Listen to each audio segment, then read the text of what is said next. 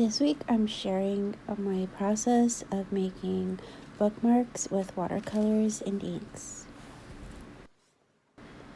I was holding on to these offcuts that I had from a previous project and decided to use them to make the first set of bookmarks.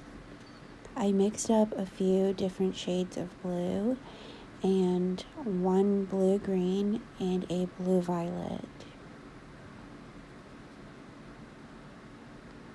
After I let it dry a little bit while it was still damp, I added some water to allow the squares to blend together. I used the same color palette for all three of the bookmarks I made in this set.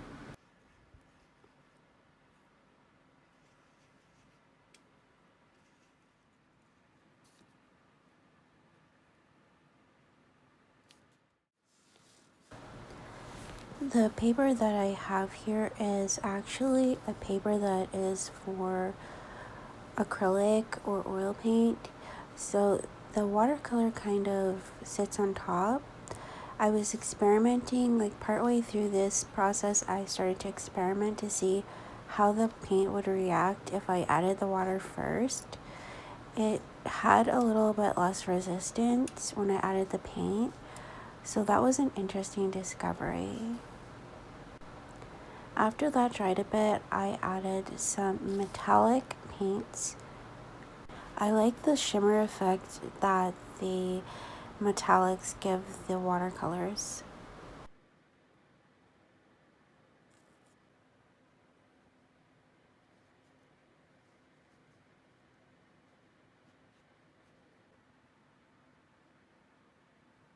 Here I'm adding marks to this bookmark by lifting some of the paint.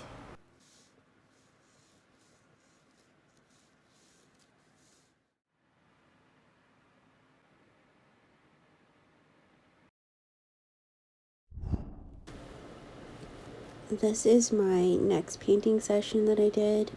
I've got some inks, and here you can see the ball bearings that I purchased for the inks. I forgot I had them, so I decided to add those to the acrylic inks during this session. They're just stainless steel, and you drop it into your inks to help you mix your paint. On this one, you can see how the paint has settled, so that's why I decided to add the ball bearings. And I'm going to be starting out with, I think it's the fluorescent pink. And I have this tray underneath just to catch the paint so it doesn't go everywhere. And I'm just using the dropper to sprinkle the paint onto the paper.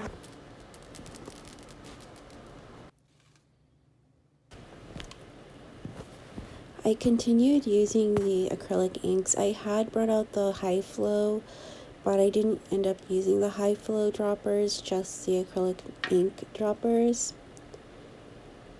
And I just wanted to let you watch that for a while and talk about why I decided to share these projects with you.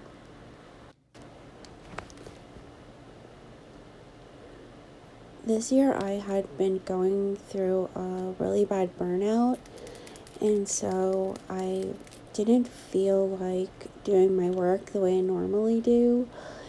And making these projects, little art projects, has really helped a lot because I don't feel stressed that I have to make anything in particular. I can work on things that interest me or that I'm curious about, or something that's functional or useful, and it's really been helpful to me. And also, making things like this, I can not just worry about, oh, am I going to put this for sale? Am I going to use it for something like that? I can actually just use it for myself or pack it up really nice and in a pretty package and give it to my friends or family members. It's just been really helpful to me to get my mind off of things and work in a different way. So these are the strips of paper. They've dried. I really love how they came out and the colors I chose to work with.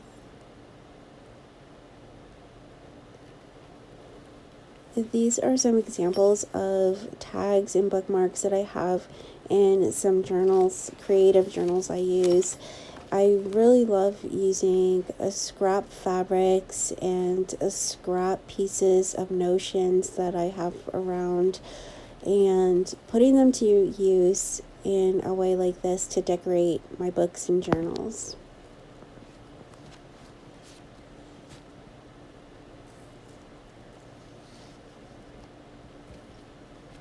Okay, so I'm going to get those out of your way so that we can move on to the next step in this process.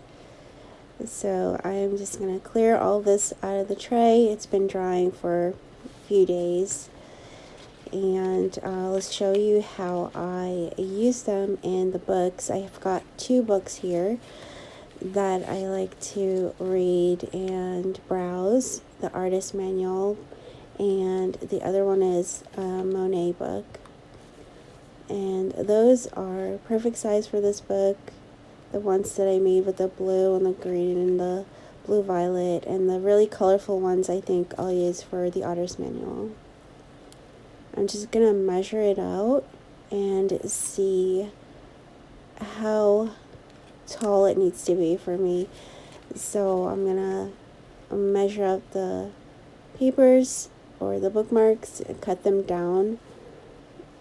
And I have the corner rounder on the right hand side that I'll be using to round, I think I round all of these.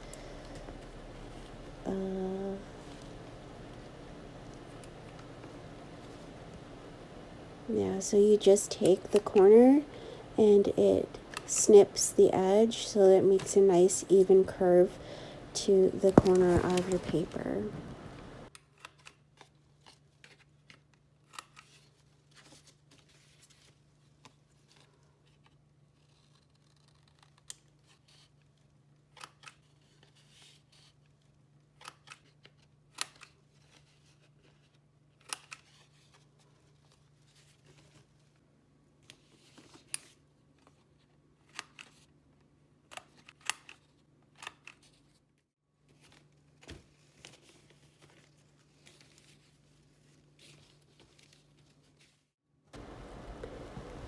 So now I just wanted to show you how I was using them in the books. There are a few pages that I wanted to mark off today. I had forgotten, I knew there were 2 sections, like I could remember. The other one I had to kind of search for.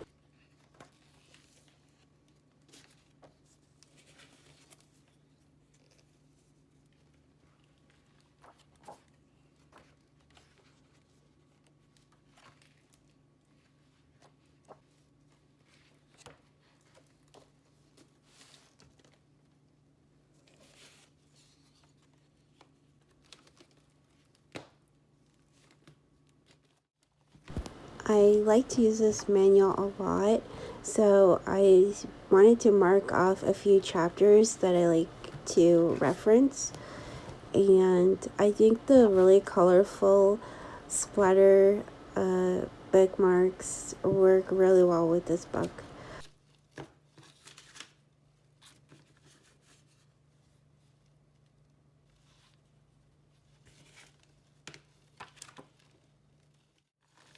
I grabbed my collage paper bin because I wanted to show another way you could make some bookmarks quickly and simply. It's just a more low pressure, low energy way to make some pretty or some interesting bookmarks for your reading material.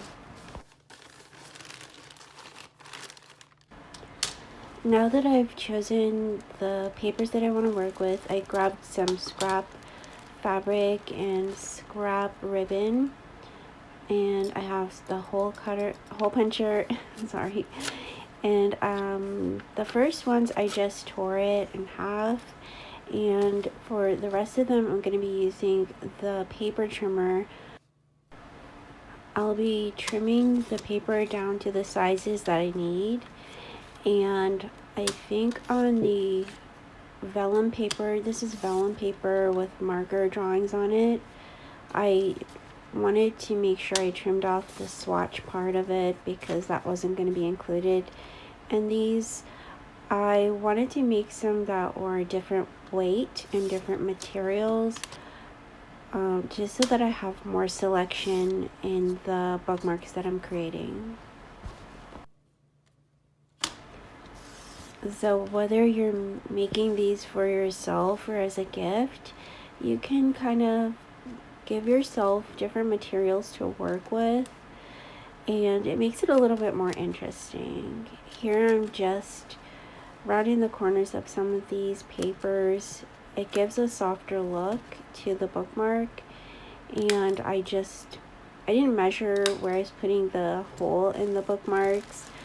I just eyeballed it, and then I was choosing some different colored ribbons and fabric to add to the top of these bookmarks. I like to make them kind of fluffy and decorative sometimes, so I really like this part of the process. For these, I just tied a simple knot at the top. I didn't make it fancy or anything. I just wanted to add a little color and texture from the ribbon.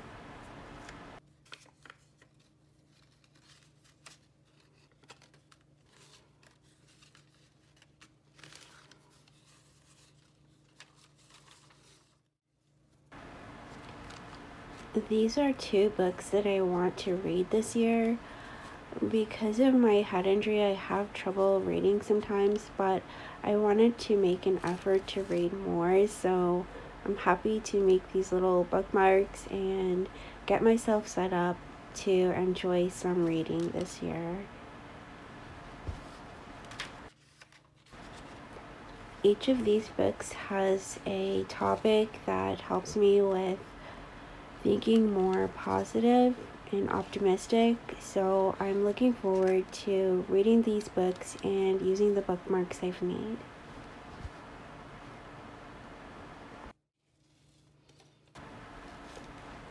Now that I have this little stash of bookmarks growing, I wanted to figure out where I'd put them, and I found this decorative box I'd had for quite a few years, but I hadn't been really using it for anything. They fit nicely in this little box, and it looks really cute on the bookshelf, and I always know where I can find them.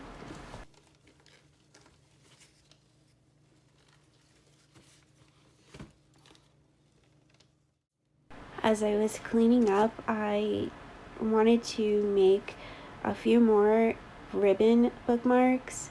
Sometimes I like the texture of having a fabric bookmark when I'm reading or when I'm studying, so I cut some of the leftover ribbons and put them in the container, and they're ready to go.